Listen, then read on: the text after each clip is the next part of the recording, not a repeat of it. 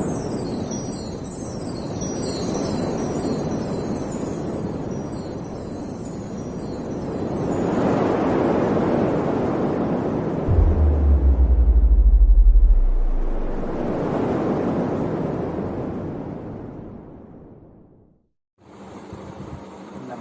બાળકો, મજામાં છો બધા? Good morning. જોયો વિડિયો ટપક સિંચાઈ પદ્ધતિ અને ફુવારા પદ્ધતિનો? હવે વિદ્યાર્થી મિત્રો જરાક પહેલા ફ્લો ચાર્ટ યાદ કરી લઈએ. પહેલા ફ્લો ચાર્ટમાં શું આવતું હતું? જમીનને ઉપર નીચે કરીને પોચી કરવી. પછી બીજી વખત ફ્લો ચાર્ટમાં શું આવતું હતું? બીજને વાવવા. એટલે પહેલો ફ્લો ચાર્ટમાં આપણું પહેલું શું આવેલું હતું વિદ્યાર્થી મિત્રો? ભૂમિને પોચી કરવી. શું આવતું હતું પહેલો ફ્લો ચાર્ટ? ભૂમિને પોચી કરવી. બીજું શું આવતું હતું વિદ્યાર્થી મિત્રો? પોચી થઈ જાય એટલે અંદર શું નાખવા પડે? બીજ રોપવા પડે. એટલે બીજો સ્ટેપ આપણો શું આવતો હતો? રોપણીમાં આવતો હતો. રોપણી થઈ ગઈ એટલે એની અંદર શું આપવું પડે? આપણે તો દાળ ભાત શાક રોટી ખાઈ યાદ આવે બધી વાત મેં કીધેલી. એટલે અંદર શું નાખવું પડે? ખાતર. એટલે કુદરતી અને કૃત્રિમ ખાતર હતું.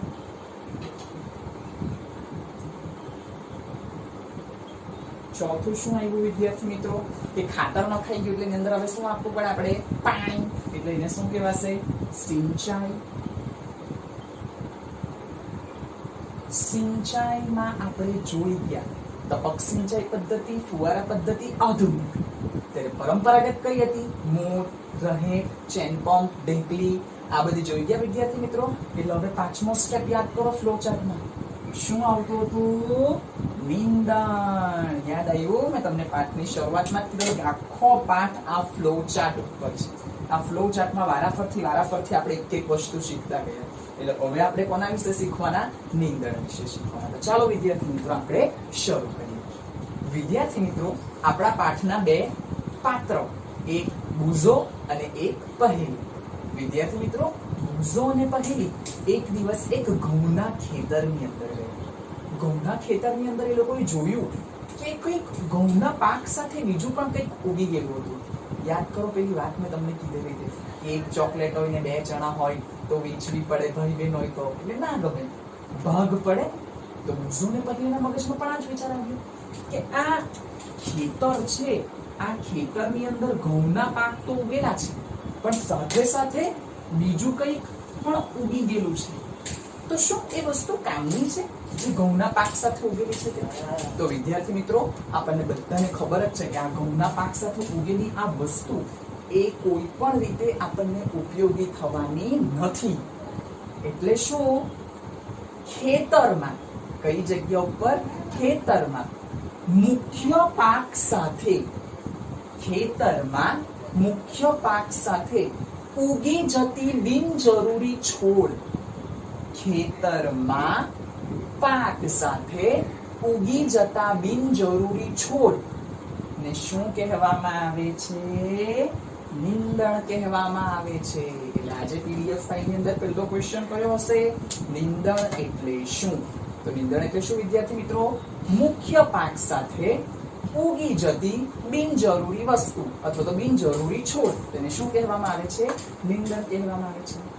હવે વિદ્યાર્થી મિત્રો આ નિંદણ તો આપણને બધાને ખબર જ છે કે ધારો કે આપણે આ ખેતરમાં આપણે પાણી આપ્યું એટલે સિંચાઈ દ્વારા, ખાતર આપ્યું તો આ બધામાં સિંચાઈ, ખાતર, આ બધામાં એ તો શું બનાવશે? ભાગ પડાવશે. એટલે જે ઘઉંના પાકને પૂરેપૂરો પોષક દ્રવ્યો, ખાતર, પાણી જે ઘઉંના પાકને મળવું જોઈએ તે યોગ્ય પ્રમાણમાં મળવાનું નથી. કેમ નહીં મળવાનું? કારણ કે એની અંદર કોણે ભાગ પડાવ્યો? નિંદણે ભાગ પડાવ્યો. એટલે નિંદણ શું કરે? ભાગ પડાવે છે. ત્યાર પછી વિદ્યાર્થી મિત્રો આપણને હવે બધાને ખ્યાલ જ છે કે આ ભાગ પડાવે એ તો ન ચાલે. એટલે આપણે નિંદણને શું કરવી પડે? દૂર કરવી પડે. તો નિંદણને દૂર કરવી પડે ને. કાન ખોલીને સાંભળજો. નિંદણને દૂર કરવી પડે ને. નિંદણને દૂર કરવાની પ્રક્રિયાને નિંદામણ કહે છે. શું કહે છે? નિંદામણ. એટલે હવે બીજી વ્યાખ્યા. નિંદામણ એટલે શું? નિંદણ એટલે શું? મુખ્ય પાક સાથે ઉગી જતી બિનજરૂરી વસ્તુને નિંદણ કહે છે. નિંદણને દૂર કરવાની પ્રક્રિયાને શું કહે છે? નિંદામણ કહેવામાં આવે છે. તો હવે નિંદામણ માટે ખેડૂતો શું કરે ખબર? જુદી જુદી પદ્ધતિનો ઉપયોગ કરે વિદ્યાર્થી મિત્રો. એ લોકો શું કરે ખબર, જ્યારે પાક ઉગાડવાના હોય ને તે પહેલા જ એ લોકો પાક ઉગાડવાનો હોય ને તે પહેલા એ લોકો શું કરે, જમીનની ખેડ કરી નાખે. નવો શબ્દ આવ્યો, જમીનની ખેડ. હવે મને એમ કે આ બંધોમાં શું ફરક, જમીનને પોચી કરવી ને જમીનની ખેડ? ખેડાણ યાદ આવે? એટલે શું કરે, જમીનને ઉપર નીચે કરી નાખે, ખેડાણ કરી નાખે, ખેડી કરે. એટલે પેલા જે પેલી નીંદણ ઉગેલી હોય ને, નીંદણ જે ઉગેલી હોય ને એ મૂળની સાથે શું થઈ જાય, આખી બહાર આવી જાય. ને નીંદણ મૂળની સાથે આખી બહાર આવી જાય એટલે પછી શું થઈ જવાની, સુકાઈ જવાની ને મરી જઈને પછી ક્યાં જતી રહેશે, જમીનની અંદર પોષક દ્રવ્ય સ્વરૂપે જતી રહેશે. અને હા વિદ્યાર્થી મિત્રો, નીંદણ છે ને તે ઝેરી પણ હોઈ શકે, એ પ્રાણીઓ અને મનુષ્ય માટે પણ હાનિકારક પણ હોઈ શકે. એ આપણા પાઠ્યપુસ્તકની અંદર આપણને આપવામાં આવેલું છે. એટલે મેં તમને કીધું તે પ્રમાણે જમીનને ખેડે એટલે નીંદણ ઉખડી આવે. ને વિદ્યાર્થી મિત્રો બીજું કે હવે નીંદણ ઉગી ને તો ત્યારે જ એનો આપણે શું કરી નાખવો પડે, નિકાલ કરી નાખવો પડે. કારણ કે નહીં તો શું થાય ખબર, ધારો કે નીંદણ ઉગી ગઈ, એની અંદર પુષ્પ, એટલે નીંદણ એટલે એક પ્રકારના છોડ, એટલે એની અંદર શું આવી ગયા, પુષ્પ આવી ગયા, એની અંદર ભાઈ મોટા થોડા પાંદડા આવી ગયા. તો આવું થશે તો શું થશે વિદ્યાર્થી મિત્રો, પછી નીંદણને ઉખેડવી મુશ્કેલ પડી જશે ને. એટલે પહેલા જ નીંદણને શું કરી નાખવી પડે, ખેડી કરવી પડે. હવે કોના દ્વારા ખેડાય, દાતરડું આવે, ખુરપી આવે, ઘણા બધા પ્રકારના સાધન આવે. એટલે એ સાધન દ્વારા શું કરવામાં આવે, એને કાઢી એ નીંદણને ઉખેડી નાખવામાં આવે. હું વિડીયોના અંતમાં મોકલીશ દાતરડું, ખુરપીના ફોટા, એટલે તમે ધ્યાનથી જોઈ લેજો. વિદ્યાર્થી મિત્રો બીજું શું કે બીજું એ લોકો રસાયણનો પણ ઉપયોગ કરે. એટલે પેલો ફુવારો છાંટે ખબર, દવા ભરી દઈને પછી દવાને એમાં પિચકારીની જેમ છાંટે, તો એ નીંદણને રસાયણની મદદથી પણ દૂર કરવામાં આવે. એટલે નીંદણને જે રસાયણની મદદથી દૂર કરવામાં આવે તે રસાયણનું નામ છે 2,4-D. મિત્રો હવે પ્રશ્નો તો થાય વિજ્ઞાન ભણીએ એટલે કે સર આ 2,4-D એ રસાયણ છે નીંદણને દૂર કરવા માટે, તો આનું નામ શું આપે? તો વિદ્યાર્થી મિત્રો ધ્યાનથી જોજો એક્સ્ટ્રા નોલેજ માટે કે સર આનું ફૂલ ફોર્મ શું છે. 2,4 ધ્યાન આપજો, ડાય. ડી ફોર શું આવશે, ડાય. મેં તમને કીધેલું કે દરેક અંગ્રેજી શબ્દનો પહેલો અક્ષર એ શું થાય, એની સંજ્ઞા થાય. એટલે શું આવશે, 2,4 ડાયક્લોરોફિનોક્સી એસિટિક એસિડ. તમે કહેશો સર આટલું મોટું નામ, 2,4-D નો ખાલી ડી, આ ખાલી આટલો ડી આના આધારે ખાલી આટલું મોટું નામ. So 2,4 ડાયક્લોરોફિનોક્સી એસિટિક એસિડ PDF ફાઇલમાં મોકલી આપીશ, જોઈ લેજો. એટલે વિદ્યાર્થી મિત્રો 3 સવાલ થઈ ગયા આ વિડિયો લેક્ચરમાં. નીંદણ એટલે શું, તો ભાઈ એની વ્યાખ્યા મેં તમને સમજાવી દીધી. ત્યાર પછી નિંદામણ એટલે શું, હવે નીંદણને દૂર કરવા માટે કયું રસાયણ વપરાય, એટલે 2,4-D. હવે ધ્યાન આપજો પાછા, નીંદણને દૂર કરવા માટે જે રસાયણ વપરાય એટલે 2,4-D વપરાવાનો છે એના માટે. તો એટલે નીંદણને દૂર કરવા માટે રસાયણનો ઉપયોગ થાય છે. સાંભળજો, કઈક નવું વસ્તુ આવે છે.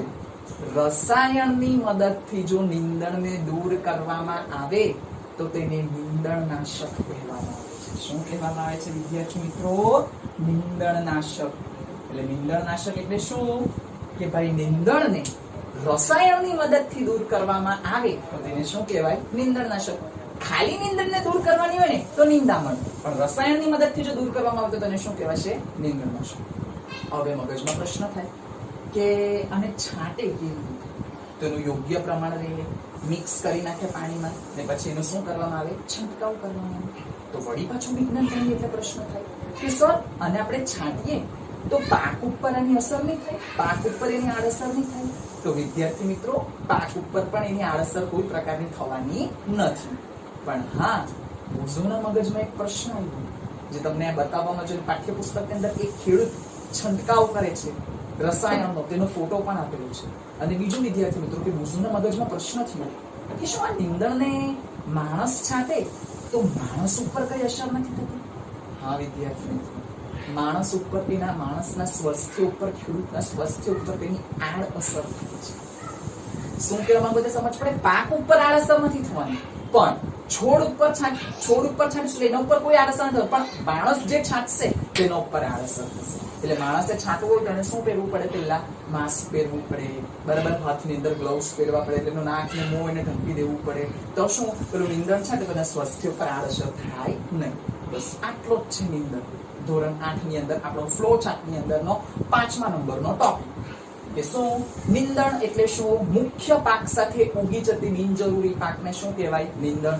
નીંદણને દૂર કરવા માટેની પ્રક્રિયાને નિંદામણ, પણ રસાયણની મદદથી દૂર કરવામાં આવે તો તેને નીંદણનાશક. કયું રસાયણ વપરાય? 2,4-D નામનું રસાયણ વપરાય. એનું નામ શું? 2,4-ડાયક્લોરોફિનોક્સેસિટિક એસિડ. જો પાક ઉપર નીંદણનાશક છાંટવામાં આવે તો આડઅસર ના થાય, પણ મનુષ્ય જો એ છાંટતો છે એટલે મનુષ્યના સ્વાસ્થ્ય ઉપર આડઅસર થશે. તો એ મનુષ્યના સ્વાસ્થ્ય ઉપર આડઅસર થાય એટલે એના માટે શું કરવું પડે? માસ્ક પહેરવું પડે અને હાથ અને નાક અને મોંને શું કરવું પડે? સુરક્ષિત રાખવું પડે. સમજ પડી આટલામાં વિદ્યાર્થી મિત્રો? નવા વિડિયો લેક્ચરમાં નવો ફ્લો ચાર્ટનો ટોપિક લઈશું. ત્યાં સુધી દરેક વિદ્યાર્થીઓને લાસ્ટમાં stay home and stay safe.